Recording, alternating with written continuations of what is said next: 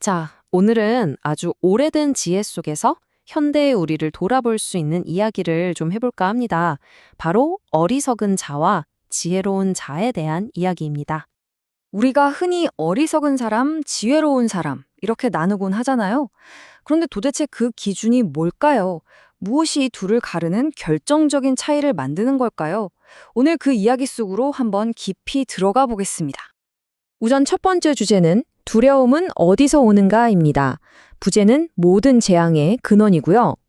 옛 지혜에 따르면요, 우리가 겪는 온갖 문제들의 원인이 무슨 운명이나 바깥 세상에 있는 게 아니라고 해요. 생각보다 훨씬 더 가까운 곳, 바로 우리 자신에게서 시작된다는 거죠. 바야수타라는 경전에서는 아주 단호하게 말합니다. 세상의 모든 두려움, 재앙, 불행, 이 모든 게 어디서 오느냐? 바로 발로, 즉 어리석은 자에게서 비롯된다는 겁니다. 그럼 그 반대는 어떨까요? 바로 빤디따, 지혜로운 사람입니다.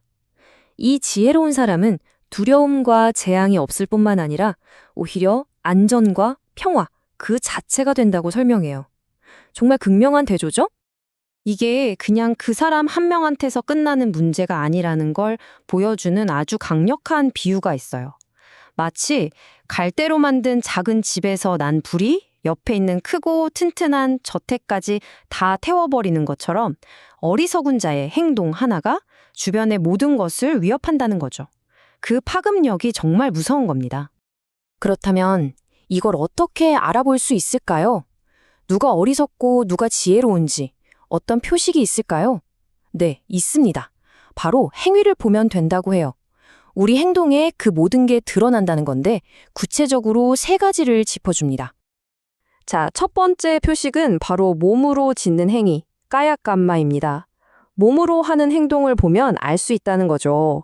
어리석은 사람은 해로운 행동, 즉 까야 두짜리따를 하고 지혜로운 사람은 유익한 행동, 까야 수짜리따를 한다는 겁니다. 몸다음은 뭘까요? 바로 말입니다. 왓찌까마, 말로 짓는 형이죠. 이것도 마찬가지입니다. 해로운 말, 왓찌 두짜리따를 하는지 아니면 유익한 말, 왓찌 수짜리따를 하는지를 보면 그 차이가 명확하게 드러납니다. 그리고 이 모든 것의 뿌리가 되는 가장 근본적인 것, 바로 마노감마, 마음의 행위입니다. 마음으로 어떤 생각을 하느냐, 즉 마노 누짜리따와 마노 수짜리따로 나뉘는 거죠. 결국 핵심은 이겁니다. 몸, 말, 마음.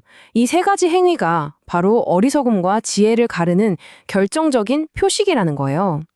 자, 그럼 이걸 좀 더 와닿게 해주는 아주 재미있는 비유가 하나 있습니다. 사체타나 수다에 나오는 장인의 두 수레바퀴 이야기인데요. 과정과 결과가 어떻게 달라지는지를 정말 기가 막히게 보여줍니다. 이야기는 이렇게 시작됩니다. 한 왕이 장인에게 수레바퀴 한 쌍을 새로 만들어 달라고 주문을 해요. 6개월 뒤에 아주 중요한 전투가 있으니 그때까지 완성하시오. 이렇게요. 자, 그런데 이 장인이 좀 특이하게 일을 합니다. 첫 번째 바퀴는요, 6개월에서 딱 6일을 뺀 거의 모든 시간을 들여서 아주 꼼꼼하게 만들었어요.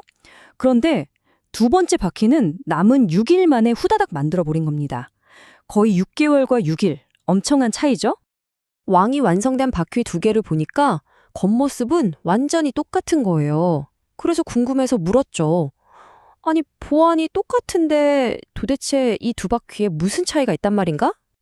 그러자 장인이 말없이 행동으로 보여줍니다. 먼저 단 6일 만에 급하게 만든 바퀴를 굴렸어요. 그랬더니 바퀴가 조금 굴러가나 싶더니 막 비틀비틀 흔들리다가 결국 와창창 하고 산산조각이 나버렸습니다. 이번엔 정성껏 만든 바퀴를 굴렸습니다.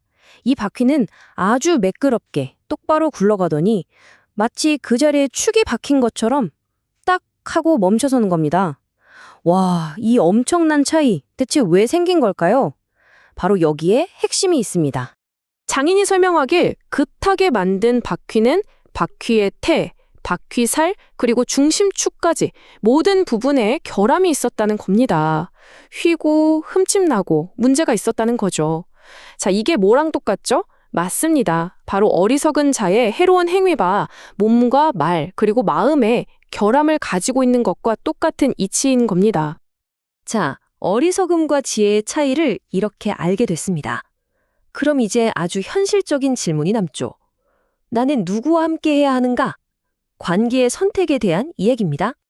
여기에 대해서도 세위 따빠 숫다가 아주 명쾌한 가이드라인을 줍니다. 첫째, 나보다 못한 사람, 희노는 피하라고 합니다. 둘째, 나와 비슷한 사람, 사디소와는 함께 나아가라고 하고요. 그리고 마지막으로 나보다 뛰어난 사람, 아디꼬는 존중하고 배우라고 말합니다. 아주 명확하죠? 특히 이 구절이 핵심을 찌릅니다. 가장 뛰어난 이와 어울리면 빠르게 성장하나니 그러므로 자신보다 뛰어난 이를 따르라. 결국 내 성장을 위한 가장 빠른 길은 나보다 나은 사람과 함께하는 것이라는 점을 아주 강하게 이야기하고 있는 거죠. 자, 이렇게 쭉 살펴봤는데요. 결국 이 모든 이야기는 다른 사람 이야기가 아닙니다. 시간을 거슬러 지금 바로 여기에 있는 우리 각자에게 던져지는 질문인 거죠. 그래서 이 고대의 지혜가 우리에게 마지막으로 남기는 질문은 어쩌면 아주 단순합니다. 하지만 그 무게는 결코 가볍지 않죠. 당신의 길은 지금 어디를 향하고 있습니까? 여러분의 몸과 말 그리고 마음의 행위는 지금 어느 길 위에 서 있나요? 한번 조용히 스스로에게 물어볼 시간입니다.